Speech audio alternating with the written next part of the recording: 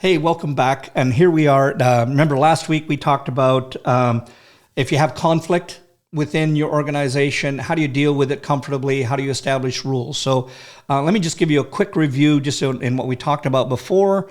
Just remember that what we talked about last week, and go back and watch the last one. But in essence, we talked about the relationship multiplier and how it's really important to find out how many actual relationships that you have within your organization. And there's a lot more of them than you actually think that there is. Second part of that was establishing a code of honor, which was nothing more than a set of rules.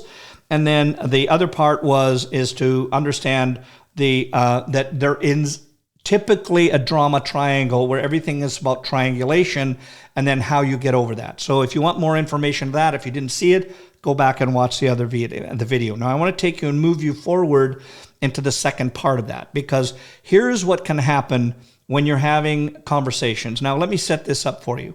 How many of you would agree that when you've been involved in some kind of a situation before, is you said something, that people walked away and they either got PO'd because they didn't understand everything, they might not have got all the information, and then word gets around and you're going, listen, that's not the way this is going to work. Or you said something to someone and they made up a story in their mind that was actually incorrect about what you actually did mean, and now you have some conflict. Okay, so this is where, and I was talking about the book that I got this from, where it was actually on the joy of conflict resolution, and I'm going to combine this with another expression. I can't remember the author who said this, but we have this actually in our code of honor as well, and we have this. It's seek first to understand, then to be understood. So let me give you a little understanding on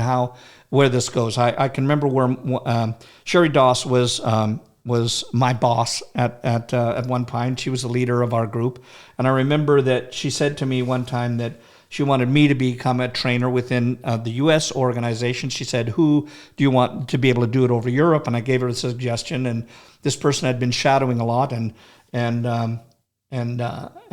when you shadow, you're doing it for free. And so she went back to this person and said, "Hey, listen, we want you to shadow this program." And this person, got upset and said, "Look, you don't understand how much I've spent, how much time I put out, what this means to me, what it means to my organization, my family, my business." And she said, "Hold on, just understand for a second. We want you to do this, but then now you're going to do this part and play this lead role over in Europe."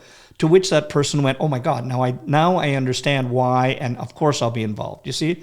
So what happens is, in that book that I talked about in The Joy of Conflict Resolution, the author talked about the assumption iceberg. And in that case, what happens in most situations is that it's just like an iceberg. When you see an iceberg floating, you see a very small amount of that iceberg is above the water. And let's just say that is the facts that are known. So generally, like the iceberg, you have the small amount that's above the water that is known. And so you obviously know where we're going with this, but in this example, the everything that's below the water is unknown.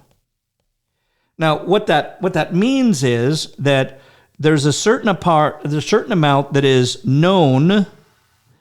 It's known by me, and there's a certain amount that is known by you, right? We have this conversation, whoever's leading it, we get out, say, here's a project, this is what we have to do. I give you a certain amount of information, and maybe you don't get it all. Maybe it's not understood right away. Maybe I understand it because I understand the concept the first time you hear it. So you're gonna add things that you think that might be true and may not be true. That makes it not putting any onus on any one person, but just to know that there's things that are known by me and there's things that are known by you. And also we know that there is unknown by you. In other words, the things that you don't know. And there's things that I don't know as well. If this makes sense so far, I want you to just think about that This is generally and typically the way that things happen within an organization. So what we want to do in this case is what we're trying to do now is we're trying to move that unknown, and we're trying to move that up into the known. You see it? So what we've done is we've taken all of the information that is unknown and we moved it up above that waterline. And that's really what true communication is about. Now, the best way to do that is when you just have a sit down with them and say, okay, now here's the way the project. Now let's say whatever that is. Let's just say you've got somebody that has conflict with a project, or somebody that has conflict with two people within your organization. Let's say even as the leader, quote unquote, another name for boss. But you have two staff members that aren't getting along, and so you get them together, fit them down, and this is where we talk about you just have to have with them. You're just going to have some what we call straight talk. Now, straight talk is nothing more than just establishing a set of rules. If somebody is having conflict, let's say it was between you and I, and I would say, Dan, listen. We have, and I want you to think of this example between, say, you and I, or it might be you leading it, and you have Becky and Joe that had the conflict from earlier. So you sit them down and say, look, the first thing that we want to do is we want to talk about this with no emotion.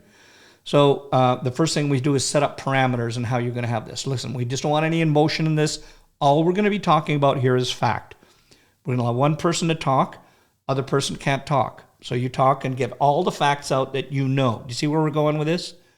All the facts that you know and all the facts that you talk. So then Becky says, here's everything that I know about what's going on. Or here's the facts as it came to me.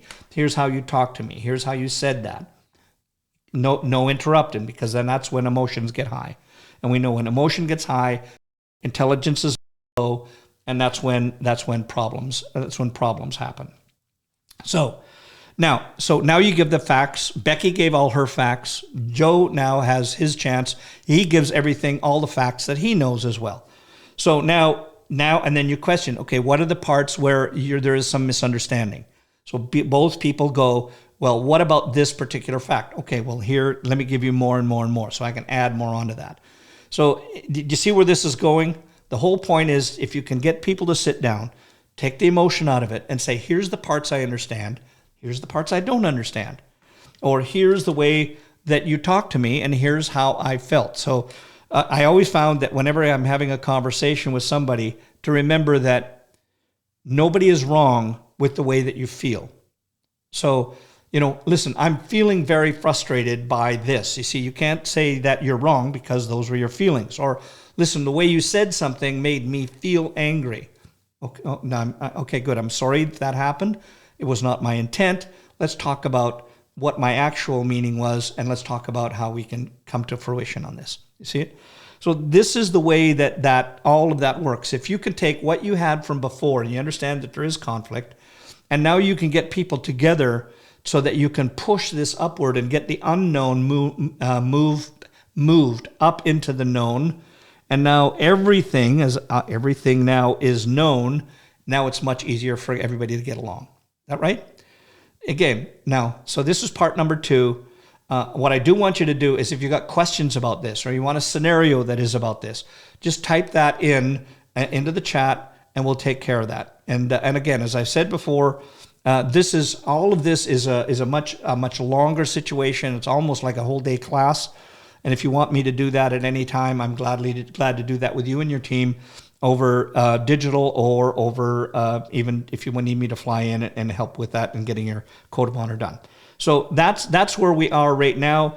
Next week, when we go into this, I'm going to be talking to you about about how to find out exactly what the needs of your people are when there is conflict. Sometimes they'll say one thing, it's not actually the need that they have. The more that you can find out what somebody needs, the more that they're willing to move forward, and you have loyal, faithful people that are working for you.